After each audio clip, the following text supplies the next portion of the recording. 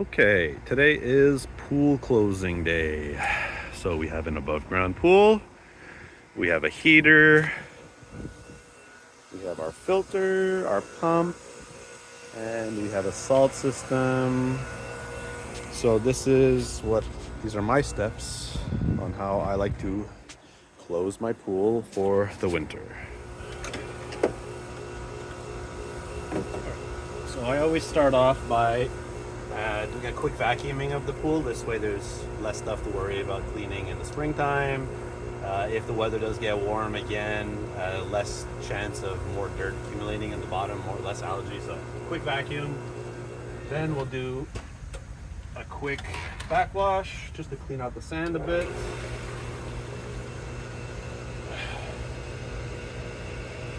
In my case, I have a pipe that I ran underground to the front.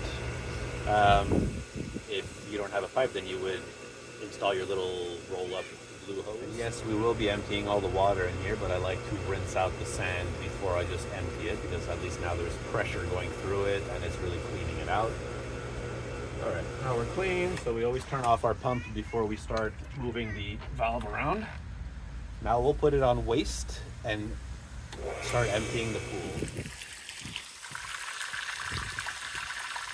Now remember to set your valve so that only the bottom drain will be sucking water, because the top will end up running out of water and it'll just be sucking in air. If you have stairs going into your pool, now would be a good time to pull them up, as the added water in the pool will make it a little bit lighter when you're pulling it up. If you wait till the water's all the way down, it'll be heavier.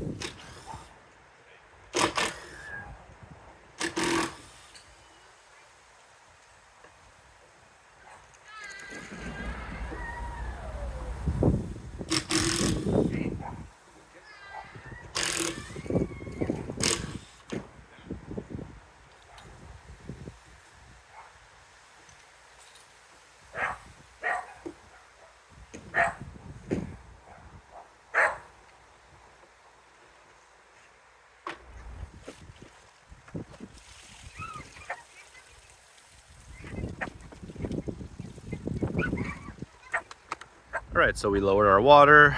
I lower mine around 6 inches below the skimmer. So now we can disconnect all of our hoses.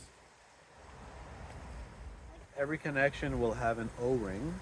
I do not leave them on the pipes because they can fall off while I'm moving them. So I take every single one of them and I put them with the rest of my accessories. Any screws that I have, all my O-rings, any caps, they all go together so that I know where they are for next year.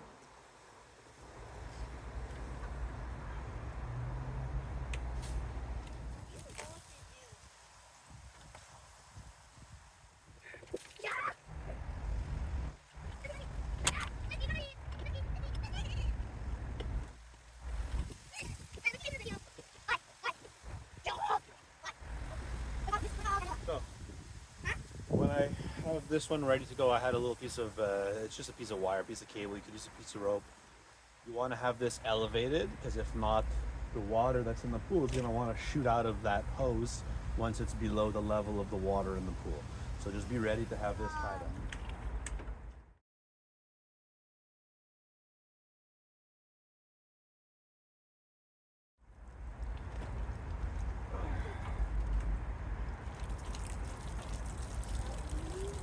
Daddy, Whiskey, come here. Whiskey, come, baby.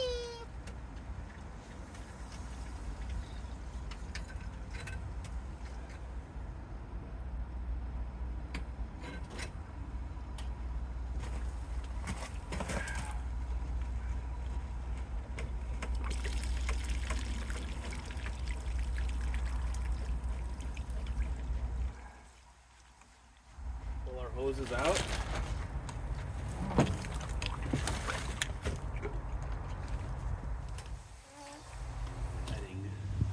So you'll put it on winter, which means it leaves every different opening in your valve head open.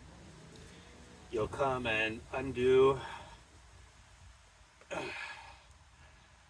this fitting at the bottom, which is going to empty out your filter. just let that empty out. I already disconnected my pump from here, so we can take the pump out. We'll clean out the basket. The basket I'll put with the rest of the accessories. We'll go in.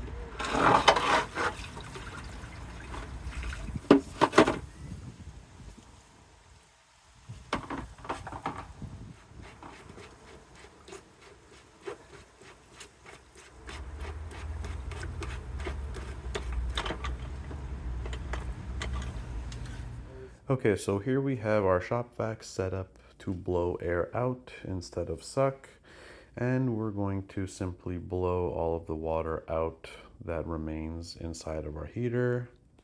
We'll then set up our shop vac in the waistline so that we can get rid of all of the water that is in the waistline, and then once it's empty, we can put a plastic bag over each end so that no water can get in there and freeze in the winter. Okay, so now we're adding our antifreeze. I sped this up just because it took a while. You'll see that I'm looking at the bottom drain of the pool because I'm looking to see when the antifreeze starts coming out from the bottom. So, I don't know if you can actually see it, but there was a bit of it that came out. It looks a little cloudy, so that's it right there. I really don't know if you can make that out, but that's what you're looking for while you're filming. So now I know that the entire bottom drain line is full of antifreeze.